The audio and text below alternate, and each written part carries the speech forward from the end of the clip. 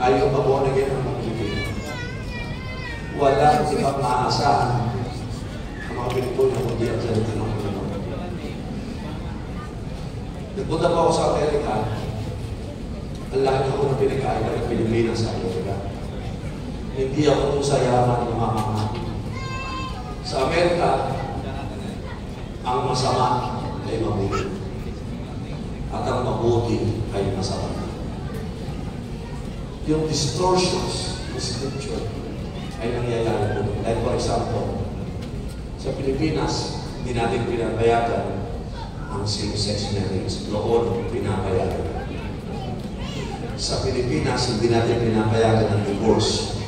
Doon, pinayagan.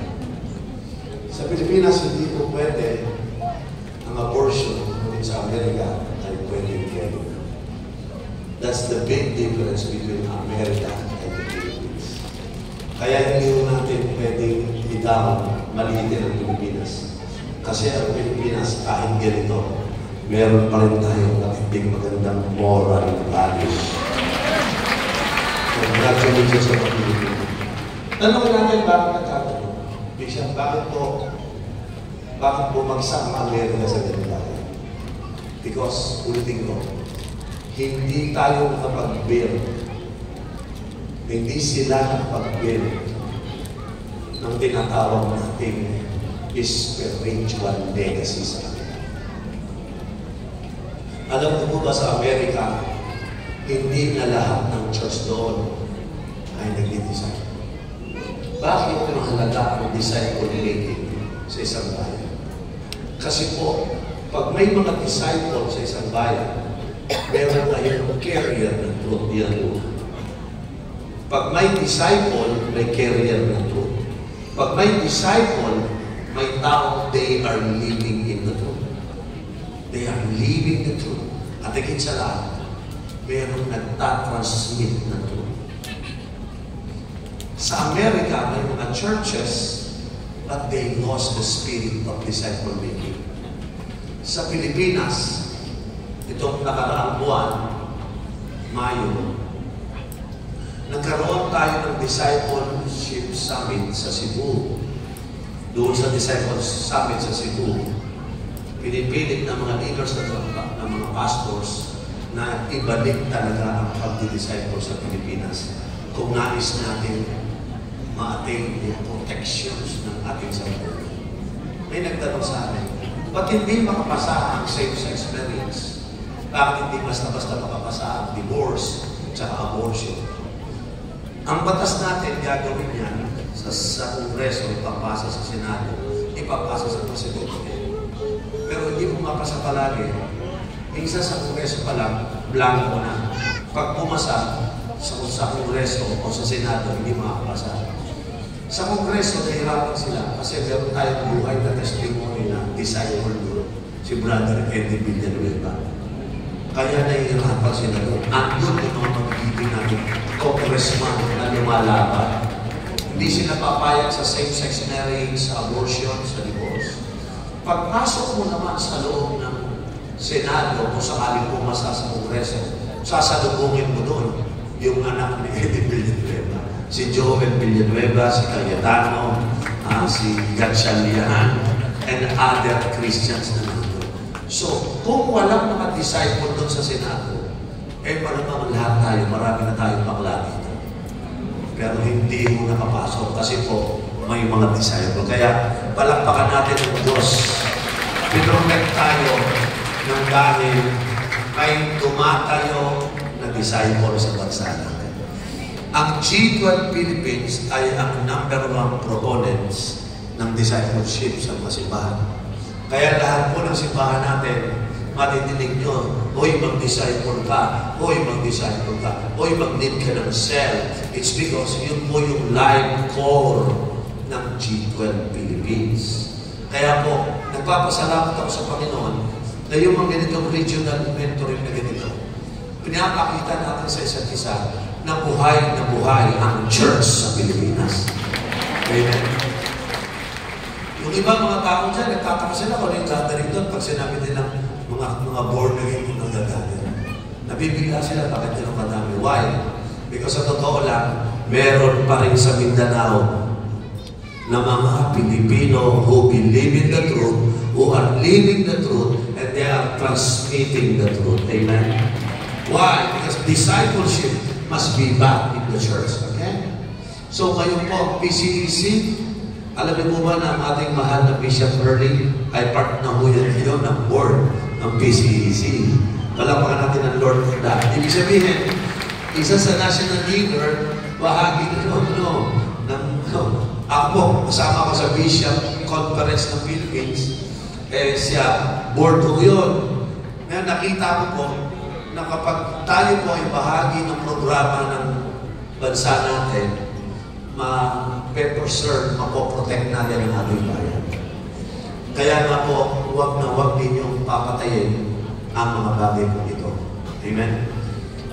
But before I continue, meron dapat ang G12, kung gusto natin ng great harvest, magbibuild ka muna ng facilities. No? Halimbawa po, ang mga partners, sumama ako sa isang meeting ng mga partners, nagtanong ako, sabi nila sa akin, kailangan mo ng irrigation, kailangan mo ng road from market to farm to market road, ng ganyan. Kailangan ng fertilizer, dami na ginagawa. Kung gusto ko talagang gumanda yung harvest. Hindi, nakita ko, sa church ko, kahit buksan natin ang Bible na look at the harvest field, they are now ripe and ready. And pray to the Lord of the harvest that He would send for more laborers, di ba? Pero hindi tayo marunong maglagay po ng facilities of the harvest. Hindi ito mangyayari. So, let me title the topic, Facilities of the Harvest. Okay? Ano-ano yung mga facilities na ibibigay ninyo para maka-accommodate kayo ng harvest ninyo. Okay? Sulitin ko itong 5. 5 facilities na kahalaga. Lahat mo, especially if you're a pastor, you have to learn this. Tapos kung kayo mo ay primary 12, mag-work kayo with your pastor to build these facilities. Say this word, facilities. Okay, mahal ka ito. Itong 5 facilities na binibuild natin, as a pastor for the last 36 years, nakita ko, pag ang pastor wala nito, hindi niya nagagampanan yung talagang trabaho ng kapapastor. Okay? Tapos po, yung church hindi lalagaw, hindi niya makikerry ang harvest. Pero tuwing meron kayong binibuild na facilities about this, marami po mangyayari. Sulat yung number 1. Every church must build the 4 generational disciple-making ministry. Every church must build 4 generational disciple-making ministry. Dapat po lahat ng simbahan magbuo ng 4 generational ministry. Ibig sabihin, ganito, si pastor, mag-aalaga ng 12 disciples niya. Tapos yung 12 disciples niya, mag-aalaga ng 12 disciples niya. Tapos, yung 12 disciples niya, mag-aalaga din ng 12 disciples. The reason kaya ginagawa ko ito, natutunan natin ito sa mga bansang pinatay ang set ng kanilang disciple-making. So, wala nang carrier ng truth. Wala nang naglilib sa truth. At lalo walang nagtatransmit sa truth. So, ang ginawa ng mga Kristyano sa Amerika at Europa, naging religion na lang. You know what I mean when I said religion na lang? Yung pupunta na lang sa church, uuwi, walang ginagawa. They become religion. Pero kung huwag natin binitawan na lahat ang itsura dapat ganito. May nagdi-disciple sa akin, may dini-disciple ako. You understand that? I am being discipled and I must disciple. Ibibigay ninyo 4 generational ministry. I'll give an example and illustration. After pandemic, I find out yung mga disciples natin sa loob ng mga campus nagsipag-graduate na. Ang hirap nung nangyari kasi gusto ko mag-start ng ministry campus, wala na yung mga leaders doon. Gumraduate na. So, I have to be honest with myself. up with a new idea to do this. So I make a decision that, hey, we have to go back to the same campus, but we have to prepare ourselves. We go there, not to imagine the whole campus immediately, but first, we need to build 4 generations of disciples. So immediately, we got the first year, the second year, the third year, the fourth year. Hindi na kami puro fourth year. Sabi ko, bigyan nyo tayo ng first year kasi dyan tayo mag-build. So yung lahat ng aming disciple po, immediately binigyan namin ng disciple din. We secret nag-disciple lang. Kasi nag-build kami ng 4 generations sa isang campus. I find out sa isang campus, pag merong 4 na generation ng disciples, mahirap lang patayin yung mga cell doon, yung mga disciples, mahirap lang. Kasi 4 generation na yun. May nagdi-disciple sa akin, may nagdi-disciple ako, may nagdi-disciple sa akin. Ang hirap na patayin. Pagka-graduate ng isa, may third and second generation. Pagka-graduate ng isa, may third generation. Pagka-graduate ng isa, may first generation. Padami ng padami, kahit nagsisipag-graduate na lang. Yung po yung tinatawag ng magic ng discipleship. May carrier ng truth sa buong campus. Are you listening to this? No? Then, naglagay kami sa marketplace. Sa marketplace, nakalatag na po yung mga sasarutin namin. And I said, may 4th generation na ba yan? Wala, ilagay ang 4th generation. So we always do it in mind. Our number 1, every church must build the 4th generational disciple-making ministry. Okay? Can I have a May natututo na tayo? Sino sa inyo ng church nyo ngayon, meron na kayo itong 4th generational ministry? Sabihin natin kahit kami. Parang si Timothy, si Paul pinasa kay Timothy, si Timothy pinasa kay Faithful, si Faithful pinasa kay Reliable. Diba? So nakikita ko merong ladder of discipleship to protect the DNA of the disciples of Christ. Tuloy-tuloy dapat. Huwag kayong papayag ng discipleship yung ikaw lang at walang disciple yung disciple. Ganyan po pag-preserve ng nations. Okay? Yung disciple mo magiging katulad mo. They will change the world as well. Amen? Pangalawa, ano yung pangalawang ibibit natin?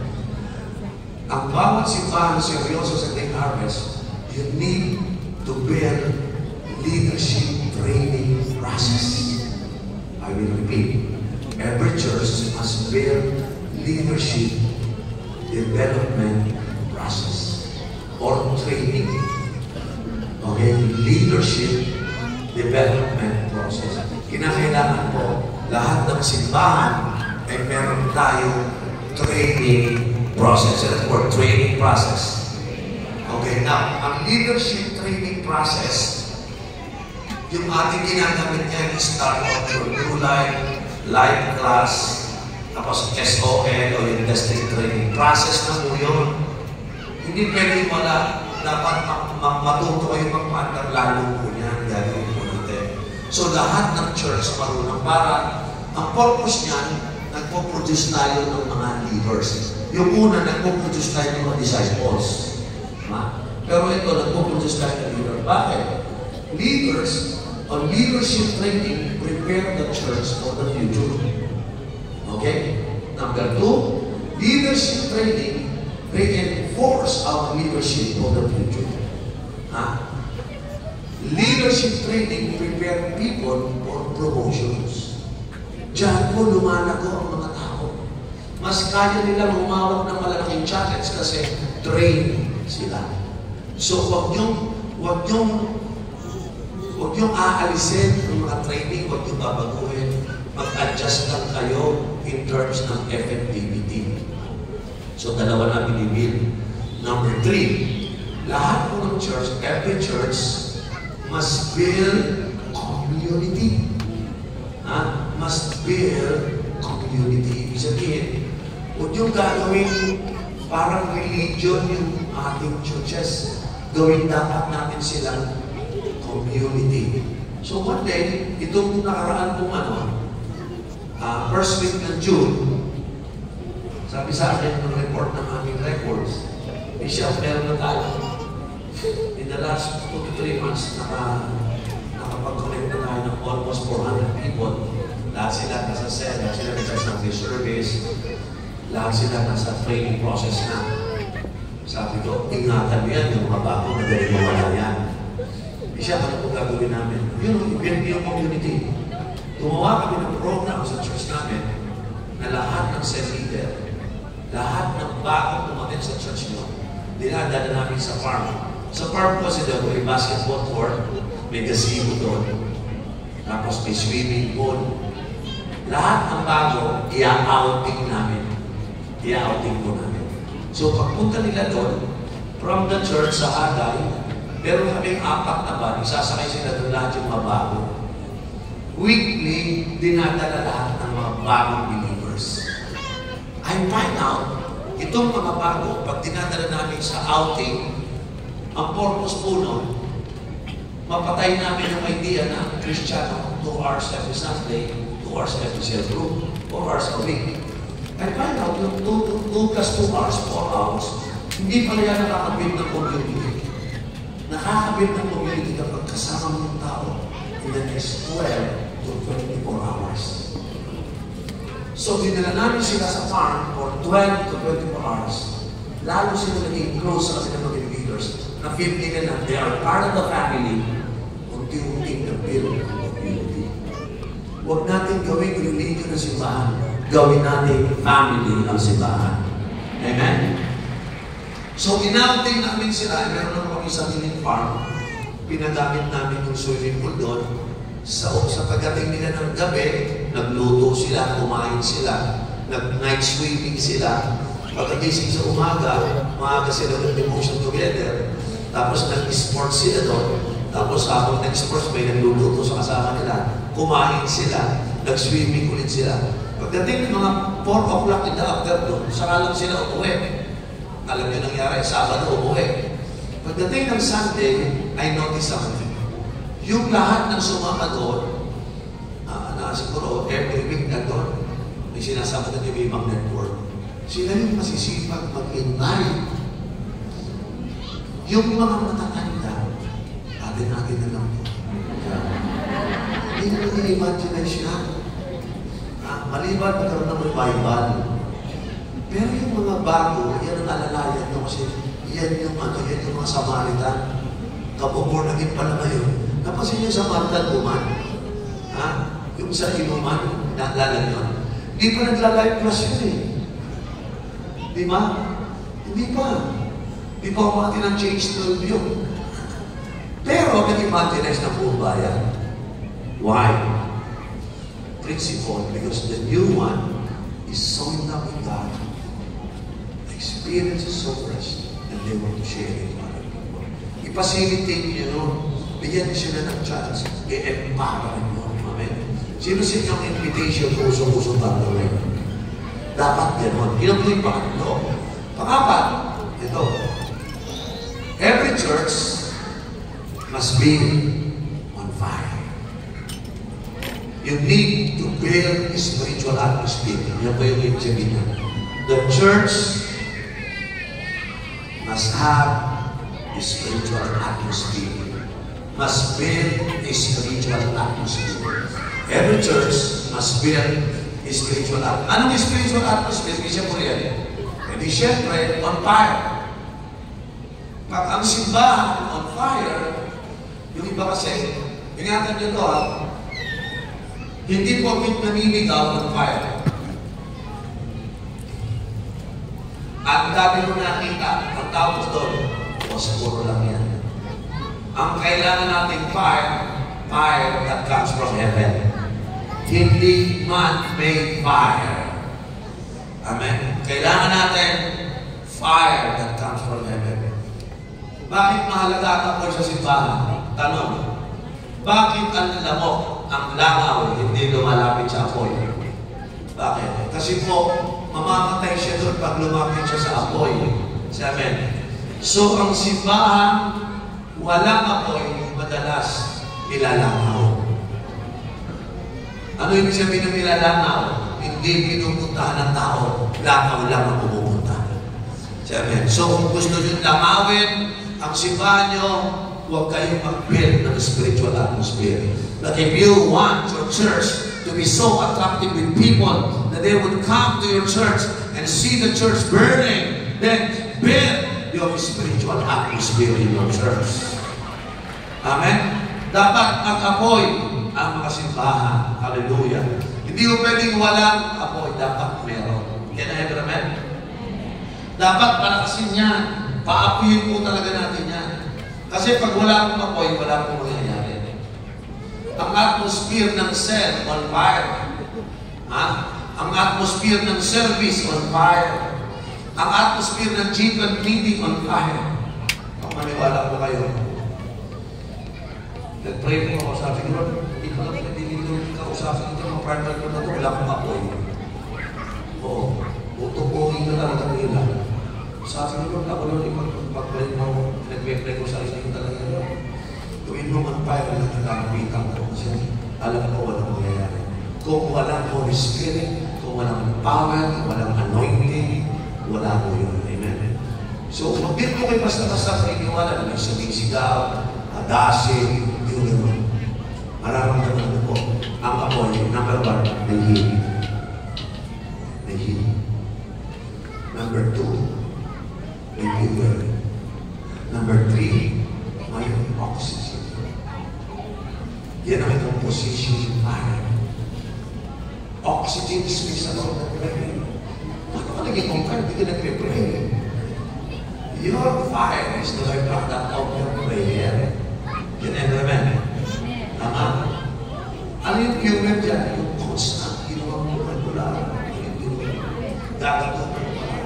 Kaya, ang bawat church, ibigin mo kayo. Sino magsasabi na ang church mo ngayon ay on fire? Because your pastors and ex-leaders, binibuild nila yan, dahan-dahan.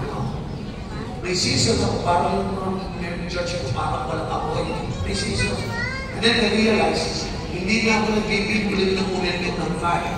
So I go back to that place, nag-build ulit ako ng fire. Okay. Ano ang sekreto ng mga atmosphere of fire?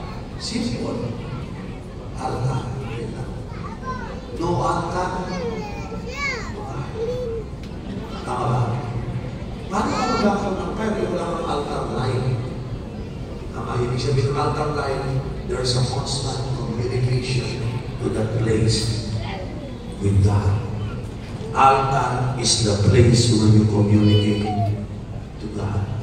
No altar, no communication, then God can never send the fire. Amen?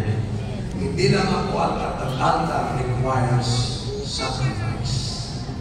Tuwing may sacrifice at sa altar, nagkakaroon po tayo ng fire. Kaya ang atmosphere, imaanap naman.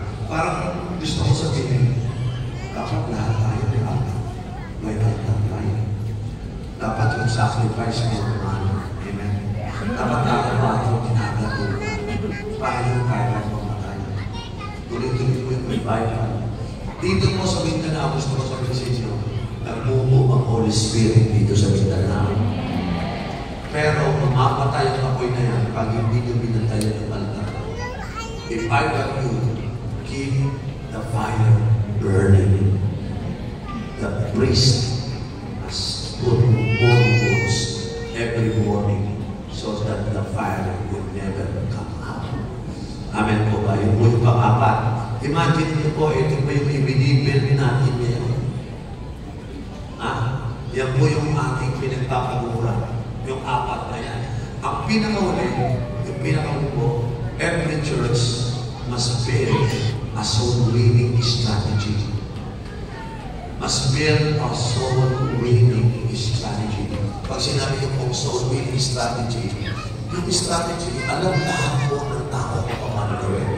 Like for example, pwede po kayong gumawa ng example, may ginawa po kami, once a month, every day of the month, meron kami Samaritan Sunday. Yung Samaritan Sunday, we will try to help people to find their way back to God. Kaya po pagka kami end of the month, ang dami-dami dumating sa church. Kasi Samaritan Sunday natin. Sabi ko sa sila, I will not expect you to bring souls on the first week, second week, third week. But dapat sa last week, yan tayo natin. Para during the first session, third week, souls din natin. The people, tapos, alam nila, sa 12-month, 12 strategy na agad. I-fix mo yun hanggang sa mga stas ng tao. got everybody, lumamit lang tayo ng tinatawag na reporting system. Makukuha mo yung ating dagat na mas maraming makakapasok sa kanya ng Panginoon. So, meron na pa kayong strategic winning strategy sa inyong mga simbahan. Pag wala po, gumawa po kayo, the Holy Spirit will help you. Sino may natutunan ngayon? Ito po yung kinakailangan natin gawin po ngayon. Huwag po tayong matakot, huwag tayong mahiya. Amen? Kinakailangan palakasin po natin ito. Meron na po last verse, Leviticus chapter 6, verse 10 and 11. Pakilagay naman. Basahin ito. The priest shall then put on his linen clothes, his linen undergarments, next to his body, and shall remove the ashes of the burnt offerings. Titignan niyo sa Islam, yung priest, i-remove na yung ashes from the burnt offerings that the fires should gather and place them beside the altar. Na-notice nyo, magdadagin na yung priest, pupunta doon sa altar, sa brazen altar, kukunin niya lahat ng ashes. Ano yung ashes? Yung apoy kahapon, natupok na yung apoy. Naging ako na. Tinuha nilagay sa gilid. Tapos sa verse 11, sabi ng verse 11, then he is to take off these clothes and put on others and carry the ashes sana outside the camp to a place that is ceremonially clean. Kanina nilagay sa gilid ng ito yung praising altar, nilagay sa gilid. Nagbihis na kami, kinuha niya ulit, nilabas niya. Because the ashes must be removed and then the ashes must be what? Out of sight. Sila doon, out of sight. Ano yung pinapakita dito? If you want to maintain the fire in the church, which I believe God will provide that fire, matutuwa tayo mag-alis ng mga ashes. Ano yung ashes dito? Ito po yung mga dati niyong ginamit na epektibong nag-apoy. Kaya lang, expired na. I want you to listen to the carefully. Sa G12, for the last almost 20 years, marami tayong ginagawa sa G12 na nag-expire na rin. Dapat pag-uusap kayo ng mga leaders nyo. Ano yung hindi na nag-work? Baka abo na yun eh, usually. Naalala ko yung aking mahal na lola. Isang nagluto ko sa pinatawag ako. Pero yan, lagyan mo na kayo kami ng balan. Lagyan mo na kayo, sindihan mo na para makapagsahin na tayo. So, ginawa ko po. Ganito na ganito. Sinindihan ko. Ang ginagawa ko, binukuha ko ng lola ko. Ikot sa ikot. Bakit? Paano mag-aako yan? Hindi mo ginawa ko ba? Nakakapat sila sa galing. Halika mo na, mapili ka ng diabes. Sindihan mo. Ayaw mag-apoy.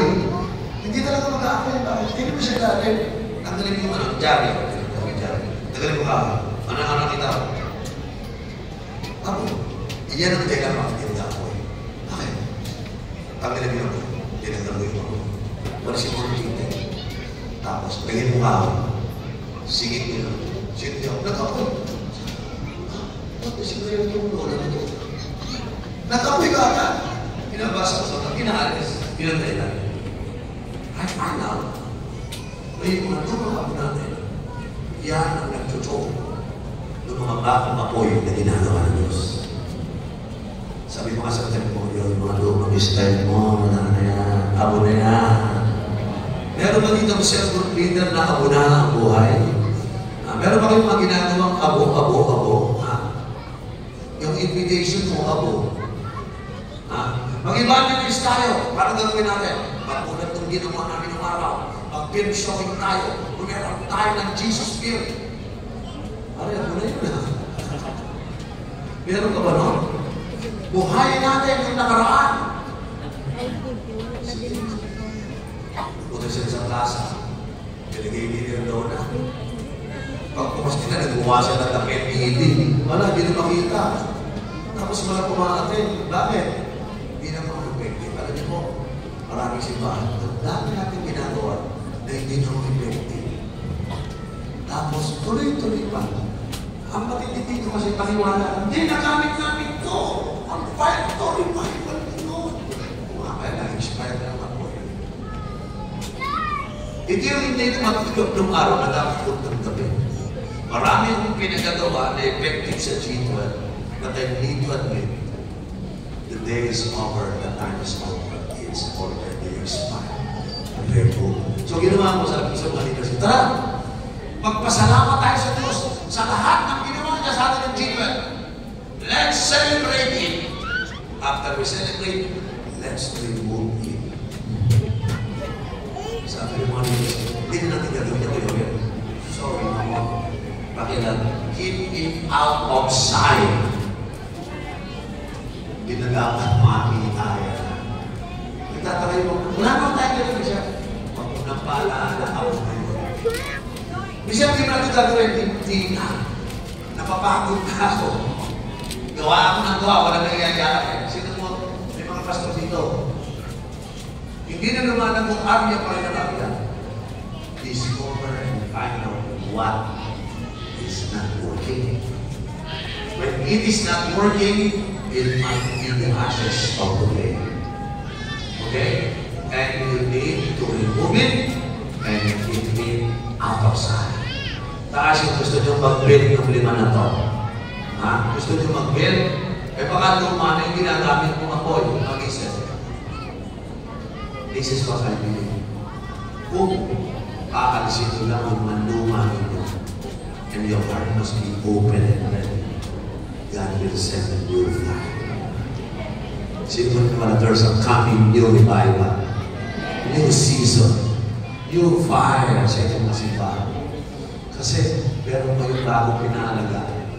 May mga kausap akong pastor dito sa Mindanao na nagsisip tayo mga pagladuro ng si Patay, sila Irving, sila Ian, lumalaga yung mga churches nila sa alam sa Luzon. Kung ano ginagawa sa inyo mga ito? Bakit ito? Bakit ito ka? Ha? Bakit? Why? Kasi bago na yan. Huwag yung kasi